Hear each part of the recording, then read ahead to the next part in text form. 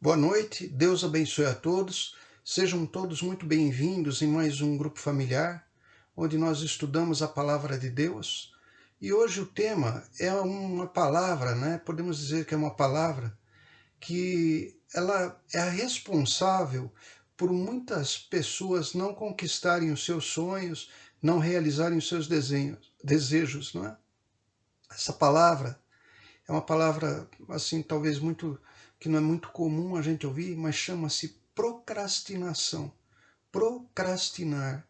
Isso significa adiar a tomada de decisões, adiar o início, né, de uma nova caminhada, adiar uma mudança, né, no que nós pretendemos mudar. Amém?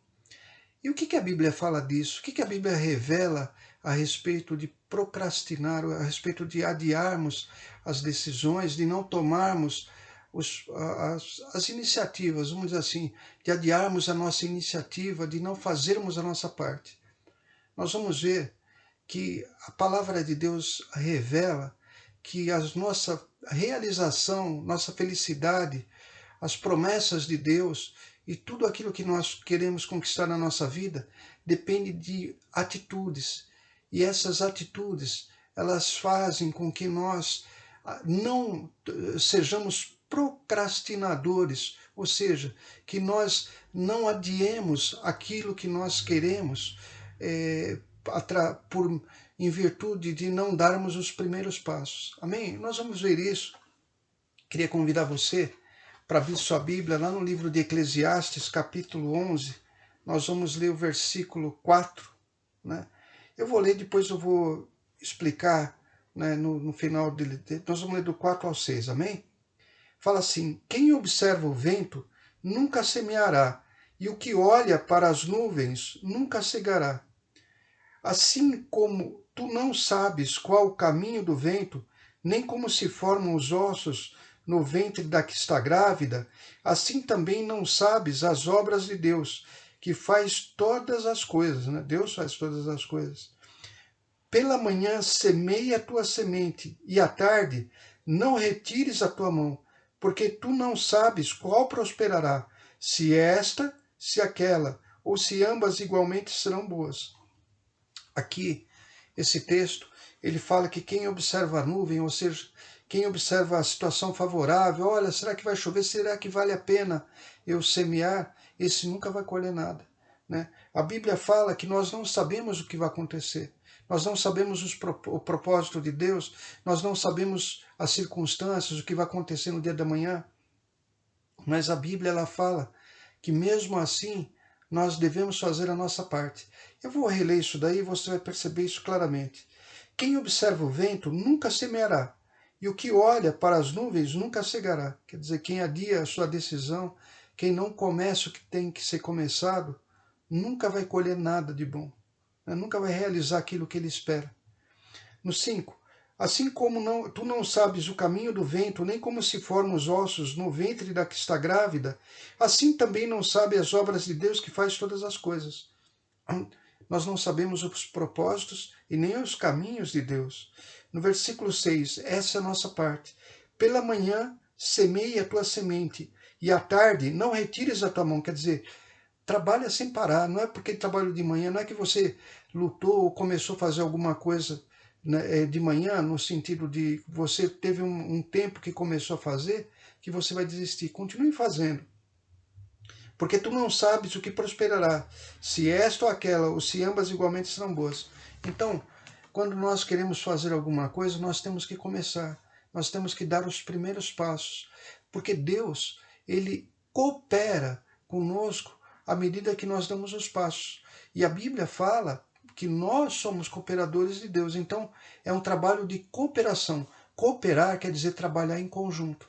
Amém? Por isso que fala, cooperar, nós somos cooperadores de Deus. Nós cooperamos para que Deus faça a sua vontade, realize a sua vontade, os nossos desejos na nossa vida. E nós também colhemos, né, aquilo que nós tomamos a iniciativa. Eu vou ler isso para ficar bem claro. Está em um texto bem conhecido, 1 Coríntios. Né? Agora vamos para o Novo Testamento. E a gente vai ver aqui, olha só. 1 Coríntios capítulo 3, versículo 9. Está escrito assim: porque nós somos cooperadores de Deus, ou seja, aqueles que operam, né, junto, aqueles que trabalham junto, em conjunto. É um trabalho conjunto. Vós sois lavoura de Deus e edifício de Deus. Amém? Então aqui quando Paulo fala, ele fala da pregação do Evangelho, ele fala que ele trouxe a semente, né? Apolo regou, né? Mas quem dá crescimento a Deus. Quer dizer, é um trabalho em conjunto. E esse trabalho significa que existe uma cooperação, né? Aqui, quando ele fala, olha só, ora, o que planta e o que rega são um, mas cada um receberá o seu galardão segundo o seu trabalho, né? Quer dizer, cada um de nós recebe o galardão, ou seja, a recompensa pelo aquilo que nós fazemos, né? Aqui, quando a gente fala de pregar o Evangelho, a gente fala necessariamente em fazer a nossa parte, aquilo que Jesus fala. Jesus, ele quando subiu aos céus, né, ele promete que ele vai voltar e ele deu uma missão. Ele falou assim: ide e pregai o Evangelho. Pregar o Evangelho é ensinar a palavra, revelar a verdade, né, revelar que só existe um caminho, uma verdade, e a verdade e a vida, né, que é Jesus. Então não existe outra forma de nós chegarmos a Deus sem ser através das Escrituras. E nós devemos proclamar o Evangelho. Evangelho, essa palavra significa boas novas. Evangelho significa que Deus perdoa todos aqueles que o buscam. Evangelho significa que Jesus Cristo deu-nos o poder de sermos feitos filhos de Deus, mas não há nenhuma outra forma de nós sermos considerados ou eleitos filhos de Deus se não for através de Jesus Cristo.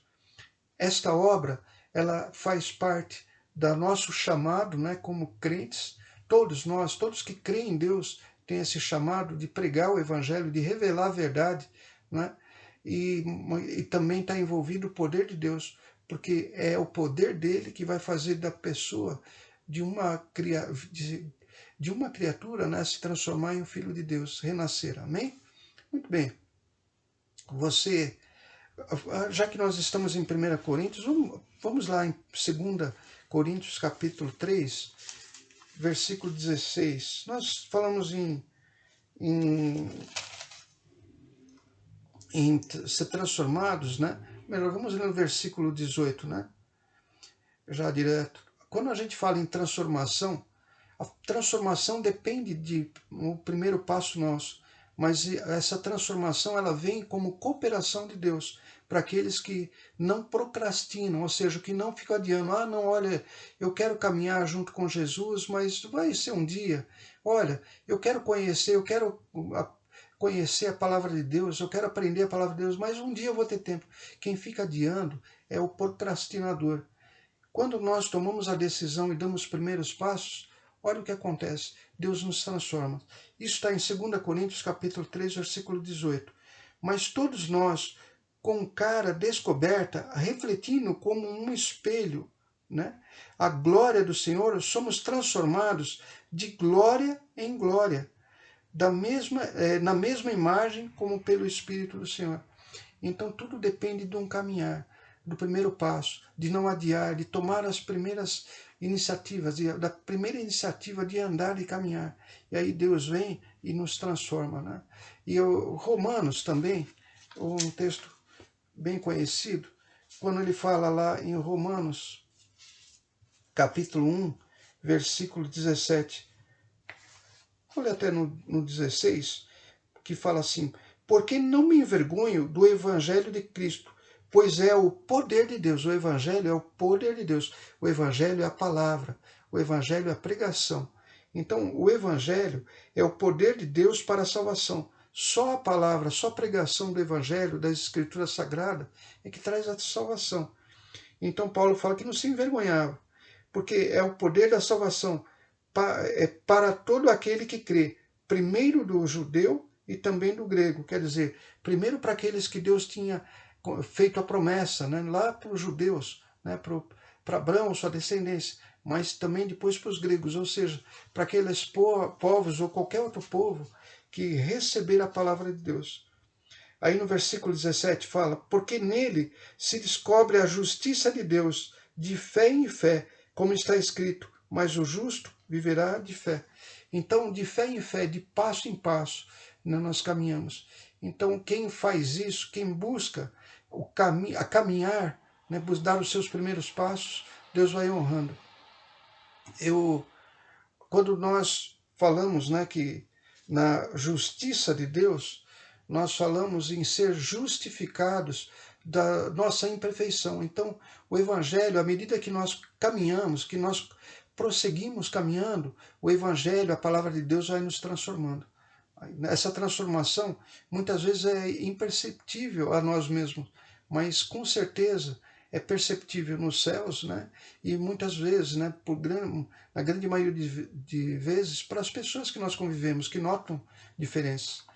Quando nós temos um problema, né, um problema sério, a gente tem que entender que todo desafio que nós temos, toda a luta que nós temos que enfrentar, todo problema, nós temos que dar o primeiro passo.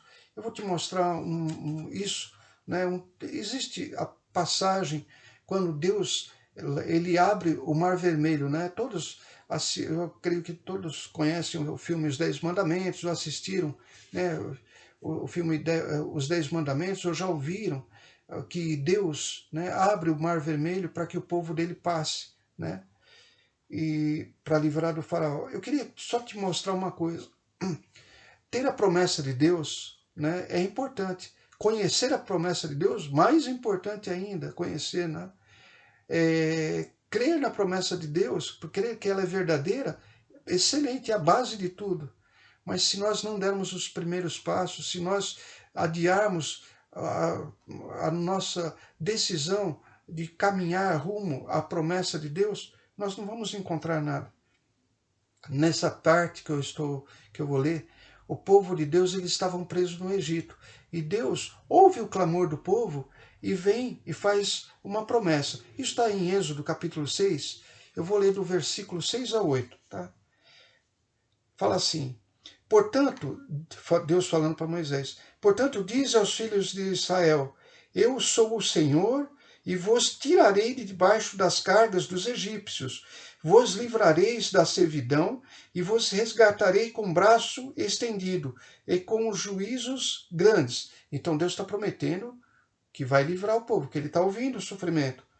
No versículo 7, e eu vos tomarei por meu povo e sereis vossos Deus, e sabereis que eu sou vosso Deus, né, que eu sou o Senhor vosso Deus, que vos tiro de debaixo das cargas dos egípcios. Então, Deus está dando uma promessa. E aqui no versículo 8 fala assim, e eu vos levarei à terra, acerca da qual levantei minha mão, olha só, que a daria a Abraão, e a Isaac e a Jacó. Quando fala Abraão, Isaac e Jacó, significa aliança que Deus fez. Aliança, ou a Bíblia, a palavra de Deus, o testamento, as promessas. Deus diz que ele vai honrar. E vou-la darei por herança, eu, o Senhor. Quer dizer, Deus, ele está garantindo que ele vai fazer. Muito bem, então nós sabemos a história, vem as pragas, e o faraó endurece o coração, e aí o povo, ele acaba finalmente sendo libertado, mas depois o faraó volta atrás, e aí ele reúne o exército para perseguir o povo. E aí o povo fica numa situação extremamente difícil, fica entre o mar, diante deles, e olhando para trás vê o exército, né, os carros, os cavaleiros do faraó, né, todo o exército do egípcio, né, todo o exército do Egito, vindo atrás deles. E aí Moisés, ele lembra da promessa de Deus, né, que fez para ele, e ele fala assim, preste muita atenção na diferença entre ter uma promessa e dar, né, os primeiros passos, agir. Êxodo capítulo 14, versículo 13, fala assim, Moisés, porém, disse ao povo, não temais, estáis quietos e vede o livramento do Senhor que hoje vos dará, ou fará, porque aos egípcios que hoje vistes, nunca mais vereis para sempre. Moisés creu, ele acreditou, ele tinha fé que Deus ia fazer. Mas olha só o problema. E o Senhor pelejará por vós e vos calareis. Aí que está o problema. O Senhor pelejará por vós. Nós lemos no começo que nós somos cooperadores de Deus. Então nós não podemos deixar a nossa parte para Deus fazer. A nossa parte cabe a nós fazermos. Então olha o que diz o Senhor no versículo 15. Então disse o Senhor a Moisés: por que clamas a mim? Dize aos filhos de Israel que marchem. Quer dizer, caminhe. Não fique esperando.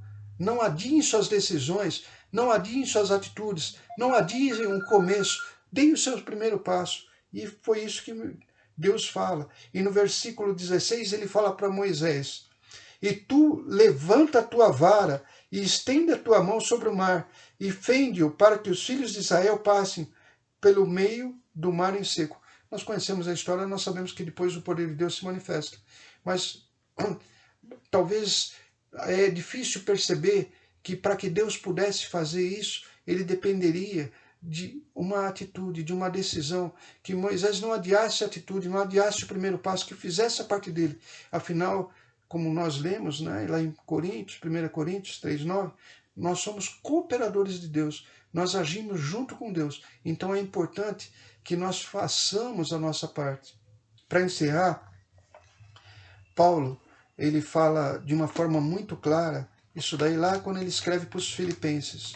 Lá no Novo Testamento, então, né, o apóstolo Paulo, ele vai trazer uma mensagem para os Filipenses, e ele fala assim, estou lendo Filipenses capítulo 3, versículo 13. Preste atenção, irmãos. Vejam que se Paulo fosse depender da perfeição, do momento ideal, se ele fosse olhar as nuvens, significa o seguinte, se ele fosse esperar o momento que ele tivesse preparado, ele nunca ia conseguir, né, ser abençoado. Mas ele fala assim, irmãos, quanto a mim, não julgo que haja alcançado, mas uma coisa faço, e é que, esquecendo-me das coisas que atrás ficam, então você vê, atrás ficam, ele está caminhando, rumo, ele está arrumando, está andando, e avançando para as que estão diante de mim, né?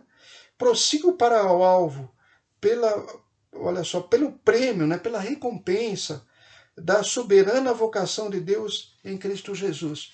Isto significa dizer que Paulo, ele não esperava o momento ideal.